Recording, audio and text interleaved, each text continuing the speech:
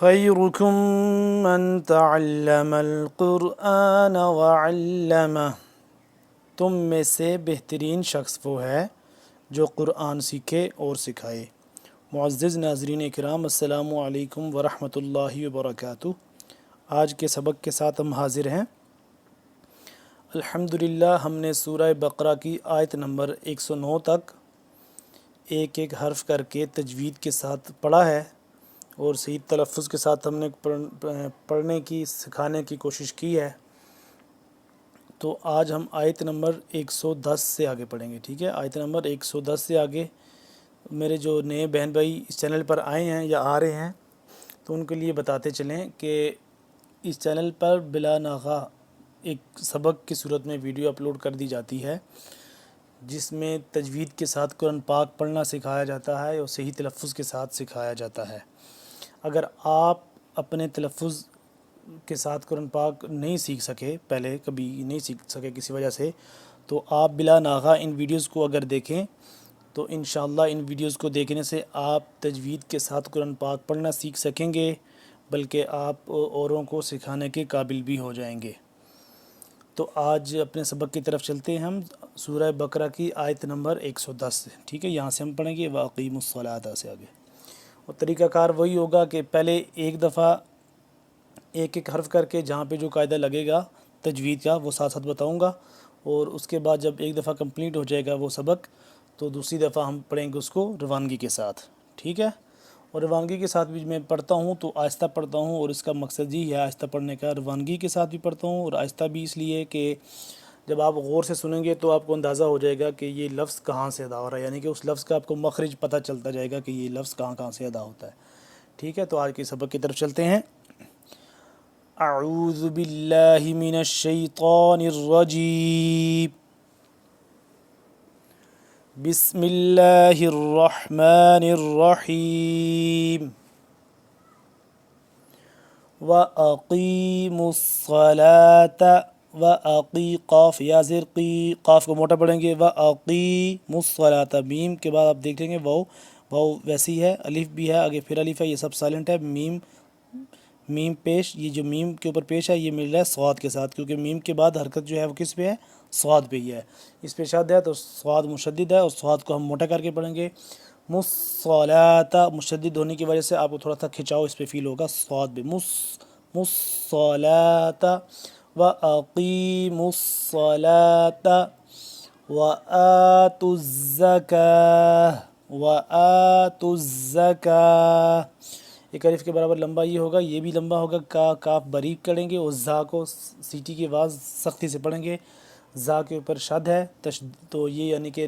زا مشدد ہے تو اس کو ہم یہاں پہ ہم تھوڑا سا کھچاؤ پیدا ہو جائے گا۔ وَآتُوا الزَّکَاۃَ، یہاں پہ وقف کریں گے تو تا کو ہم کنورٹ کر دیں گے ہا میں، گول تا کو اب ہا میں کنورٹ کر دیتے ہیں جب ہم اس پہ وقف کریں تو۔ وَآتُوا الزَّکَاۃَ وَمَا تُقَدِّمُوا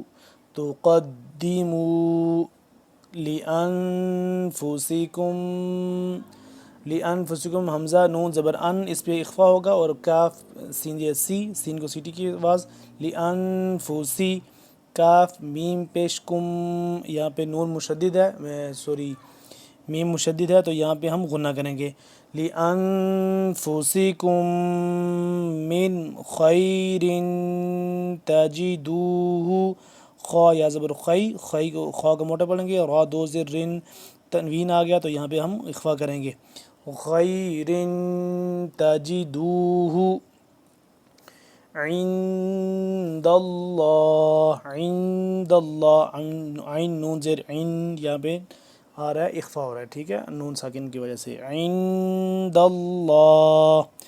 ان اللہ بما تعملون بصیر، حمزہ نون زیر ان، یہ بھی دیکھ لیں نون مشدد ہے، یہاں پہ ہم غنہ کر رہے ہیں۔ اگر لفظ اللہ اس سے پہلے زبر آ گیا تو یہاں پہ ہم اس کو ہمیشہ پر پڑھیں گے، تو یہ لفظ اللہ سے پہلے زبر ہے تو یہ اس کو ہم پر کر کے پڑھیں گے، یعنی کہ موٹا پڑھیں گے۔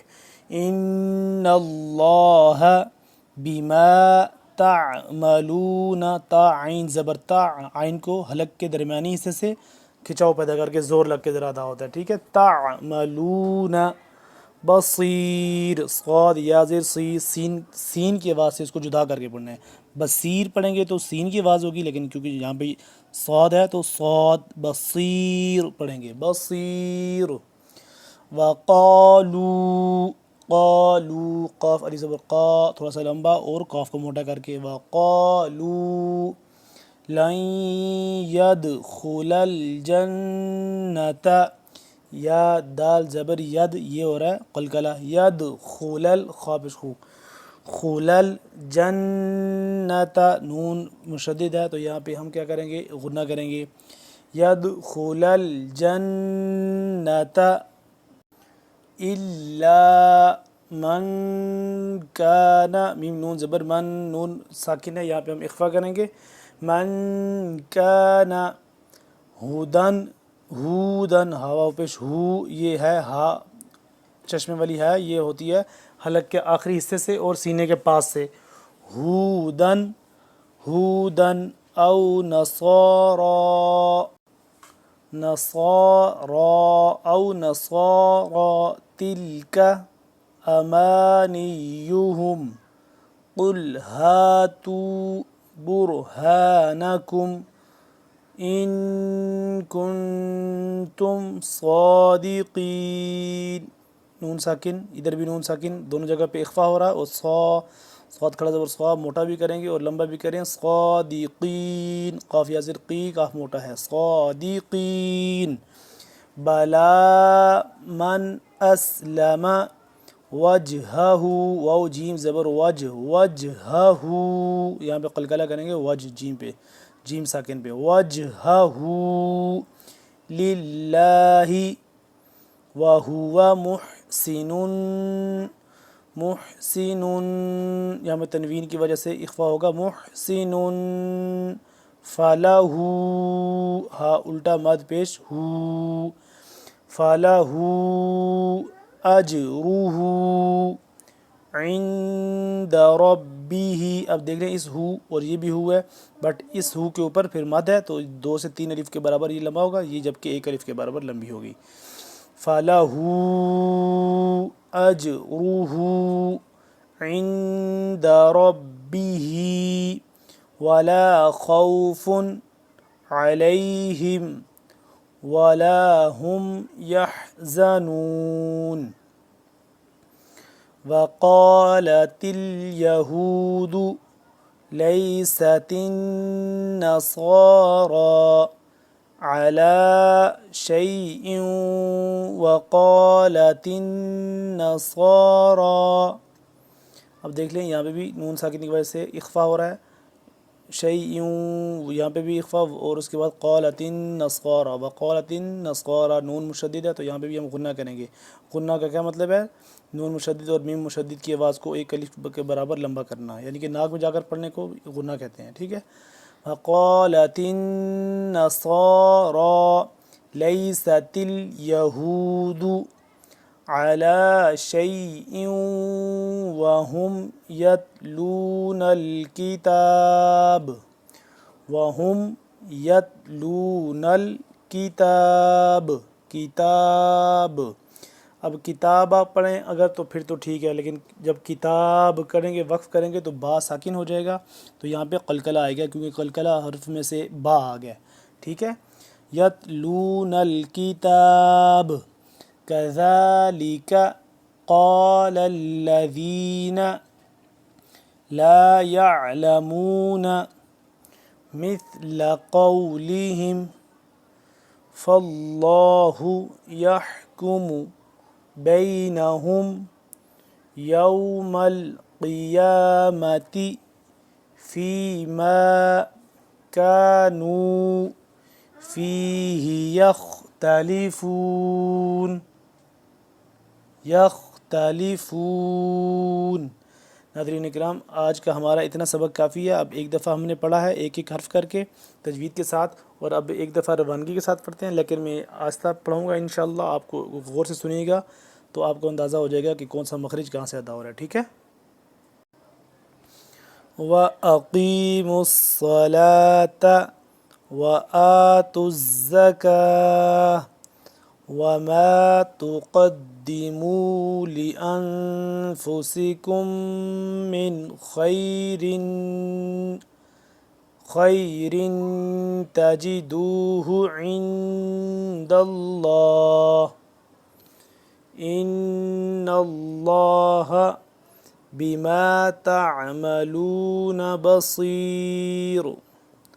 وقالوا لن يدخل الجنة